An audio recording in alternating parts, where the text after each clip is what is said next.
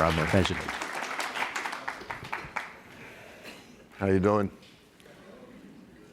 You know, I haven't gotten a street fight for over 10 years. And this morning I almost got into a street fight for the first time in over a decade. And what's crazy is, it's ironic because I'm speaking today about anti-Semitism. And what happened this morning is I got into a confrontation with a neo-Nazi with an 8/8 tattooed on his arm that told me he thought the Holocaust didn't exist, in person, to my face. This really happened. And I lost my cool, and thank God there was people there to separate the situation. That hasn't happened to me in my entire life. And it happened to me this morning at about 8:45 a.m. in Palos Verdes. So I got a little unorthodox, no pun intended, story here. I'm from Chicago. I grew up in a conservative household. We were actually kosher when I was a little boy, and then my family kind of separated from that, and I kind of went to the streets. I ended up in prison. I was in gangs. I was in a gang, and I was in prison for, I went to prison for robbery when I was 18 years old. I spent almost 10 years in prison. When I got out of prison, I had a strong connection with Chabad, actually. And I met a rabbi out there named Binyamin Shimon, who became my mentor, my rabbi. And I stay connected to him to this day. I didn't know what I was going to do, so the one thing I was good at was fighting, so I took up boxing. I was in my early 20s. I turned professional as a boxer. I had 13 pro fights around the country. I did all right. And, but I wasn't going to become a world champion. Those days were over. And so I fell into the world of Hollywood stunts. I became a stuntman, pretending to be a criminal and getting paid for it on TV. It's a true story. Through stunts, I met my incredible wife, who's actually helping out here today, Sari. And Sari, yeah, she's amazing. So Sari would hear me telling stories about the old days, and she said, "Have you ever thought about writing a movie?" I says, "No." I would have no idea where to start. So she introduced me to my now writing partner and best friend, Adam, and we started writing. And you know, I was a stuntman for 9 years in Hollywood, but I ended up writing stories, and we ended up getting on a TV show, and you know, now I do all that. But here's the thing. You know, when October 7th happened, I was real conflicted because I'm a proud Jew. I'm proud to be Jewish. I'm not Orthodox, and I didn't wear a yarmulke prior to October 17th. But October 17th, I bought a one-way ticket to Israel, and I just wanted to help out. I wanted to do something. And so I had a friend that was in the IDF in the special unit. He picked me up from Ben Gurion, and I started going around trying to help out. I ended up taking a bus a couple hours away to Judea and Samaria. I did some security work on a Hava, and just did whatever I could do because I felt like as a Jew, I wanted to do that, and I felt a strong pull to do that. But the thing is, my wife was telling me, "You got to come home." I was willing to stay over. I really wanted to stay over there. I want to make Aliyah now, but that's another story. But the thing is my wife tells me, you got to come home. There's Jews that need you here, you know.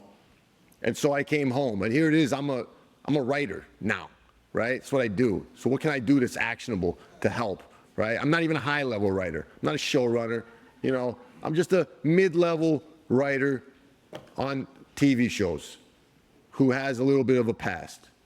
And so I thought about what actionable item can I do? Well, I was a pretty decent fighter. I did some MMA, like the rabbi said here, and I was a pro boxer for a while. And I said, I'm gonna teach Jews how to box. So I started this thing called the Bear Jew Boxing Club. And what it is basically, if you're Jewish and you want to learn how to defend yourself in the form of Western boxing, I'll teach you for free. I'm not making any money off of it. I just do it because I want to train people.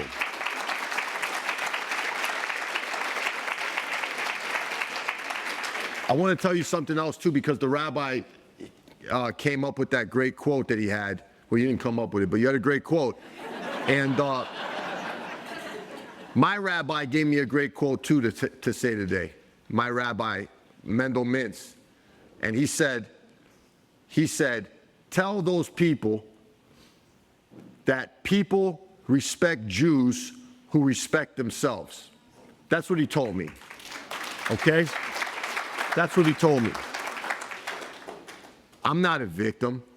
I wasn't a victim when I was committing crimes, when I was being a knucklehead when I was a kid, and I'm not a victim now.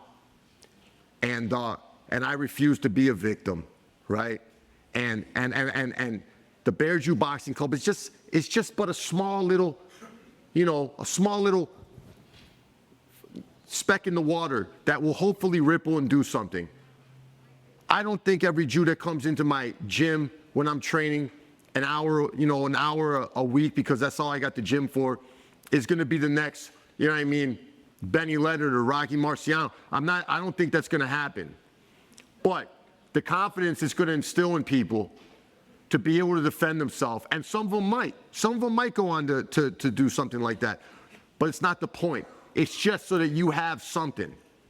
And that's not all. I mean, on a screenwriting perspective, I'm trying to create new archetypes of Jews in television, right? I'm pitching stories with new archetypes. Strong Jews. Pardon my language, badass Jews. Not just the regular tropes that we've seen over and over and over throughout the years. That's not what I'm interested in. That's not the stories I'm interested in telling. I'm interested in telling stories about strong-minded, intelligent, powerful, respectable Jews. Because those are the Jews that I know. That's the type of Jew that I strive to be, that I hope to be. And that's what I'm trying to do. So in any event, I would just tell you all, I know we're not all fighters here and all this stuff, but it's important right now, more than ever, to stay strong, to stand together, to have solidarity, right? And to protect yourself. If you have the means, security. If you don't, learn how to defend yourself, because these things are important. Because horrible things happen today. We all know it. We're dealing with it right now.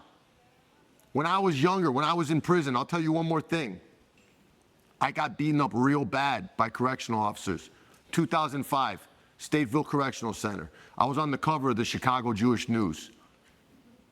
Jewish inmate beaten over a high necklace. And I got beat up over it. I got my tooth knocked out. I got knocked unconscious. I got pepper sprayed in the face, right?